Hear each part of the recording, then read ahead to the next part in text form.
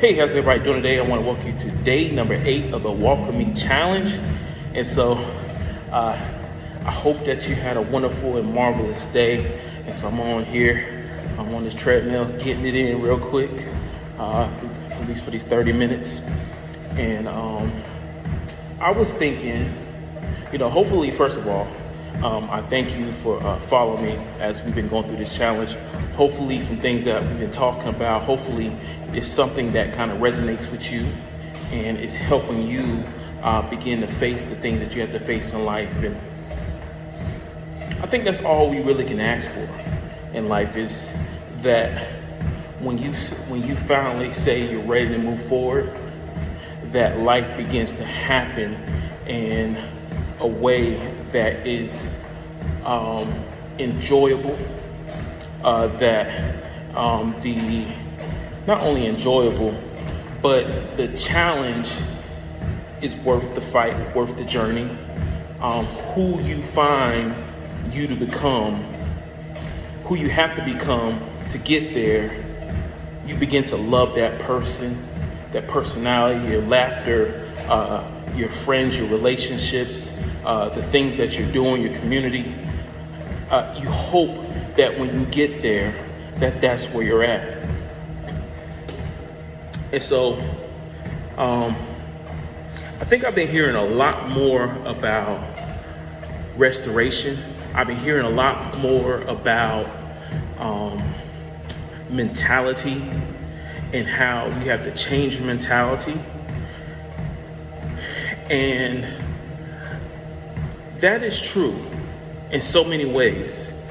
You have to expose yourself to things that's going to help you grow your thought process, your mind. And I think a lot of people, really ask that question of, okay, I expose myself to other things and, but is that going to work for me? And all I'm going to say is, you won't know until you try. Now let's look at some things. And I actually, as a group I used to be a part of, and they say, don't say try. Take that out your vocabulary.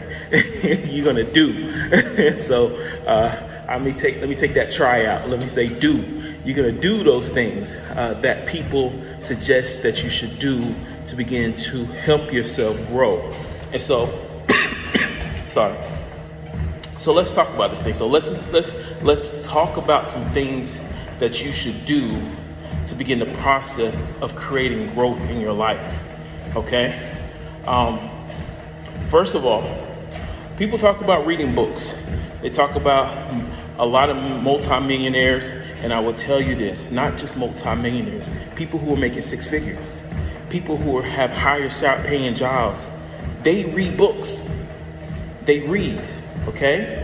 Now, you got to ask yourself, what kind of books are you reading that's going to help you, though? So we could talk about, Think and Grow Rich, The Richest Man in Babylon. There's so many different reads. Emotional Intelligence, 101. There's so many good, the 21 levels of leadership, laws of leadership. There's so many, the magic of thinking rich, how to win friends and influence people. Man, there's so many books out there, right? There's a whole lot of books out there. There's a lot of information out there. And all those books that I said, I have read. And then some. And so, when you're first starting out, I get that. I get that because you want to be able to read the things that other people who were successful said they read, right? And if that's the life that you are wanting to pursue, then I get it. But what I'll say is, what I found out is, before I start chasing all those things to read, I pushed myself to do some things that was already put in front of me. Okay? And I want you to think about this. So I remember a long time ago, one of my pastors I used to listen to, Well, actually, I still listen to him. Miles Monroe, he talked about reading Proverbs every day, at least one chapter. And I didn't do that before. So what I did, I decided to do that first, right? And the first thing that I remember from Proverbs is, in all thy getting, get understanding. In all thy getting, get understanding. Seek wisdom. Wisdom is the principal thing. I remember these things. I remember there is safety in multitude of wise counsel. Seek wise counsel. Like I kept, all these things I would read, and and basically what you do is, if you take one chapter a day, you just read one chapter a day and just kind of read over and meditate over it. And I was talking to my wife the other day, and I was talking about how, man, I've been reading Proverbs every day for the last, since she known me. So at least 6-7 years she known me, I've been reading a chapter in Proverbs every single day. And my whole purpose for doing it is to gain wisdom. I want people to know me as somebody who is wise, that has the mind of God. Like, these are the things that I want people to recognize in me.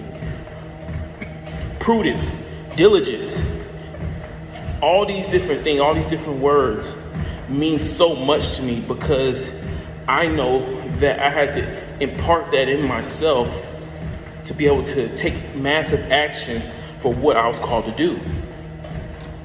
And so then I began to be more strategic in the books that I read.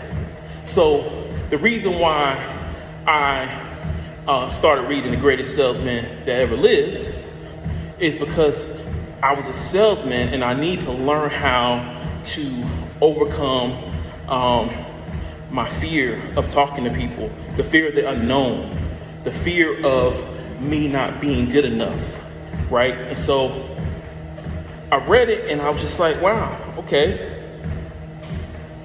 Then, just learning and listening to people who talk about sales.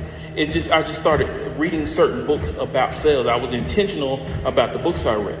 Now that I'm in a leadership role, a communication role, you see me reading books about leadership more. You hear me talking about vision more. You hear me talking about the financial aspect of things more. Because as a leader, you got to be able to understand and know how people move, how they function, how you can be able to build systems that will allow you to help people get to their goals in life. And so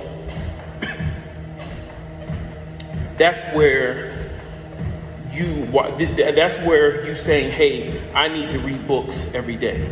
I need to read something that's going to help feed me every day.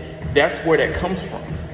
Okay? So I want to challenge you to read something that aligns with where you want to go in life. If you don't know where you want to go in life, I would tell you to start with Proverbs and ask God to give you wisdom and give you understanding, that He will enlighten your path so He can open up your eyes to know who you are, so you can become who you are called to be, so you can do the things you're called to do, so you can have all the things that you're called to have in life, right? And so I'm just going to leave. I think I might just leave it at one. Start reading the Bible, reading books that align about where you want to go in life. Even if, I remember I used to get books on economics, just trying to figure out about economics. That book was so boring. But at some point, it changed my mind about things. I started thinking about things, looking at things, and understanding micro and macro and what the difference is, and just kind of looking at stuff. And I was just like, this is big. This is huge. And so today, I want to challenge you to begin to read books that align about where you're going in life.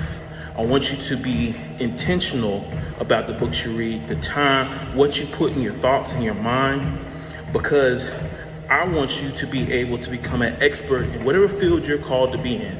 You need to become an expert in that. And I want you to write a book one day about what your expertise is in one day. So I want you to start there. Tomorrow when I come on, I'm going to talk about another clue or another thing that people suggest you do when you want to become successful, change your thought process, your mindset. And so today we talked about really becoming a reader, avid reader of the things that you're called to do. Become an avid reader. Read Proverbs every day. It won't take you long. Just read a chapter every day. Be disciplined, be diligent, and we'll get into some more things, some more principles that come in by starting here. We'll get more into it as we go. So I want to thank you for joining me on day number 8. I'll see you tomorrow for day number 9 of the Walk With Me Challenge. All right, love y'all.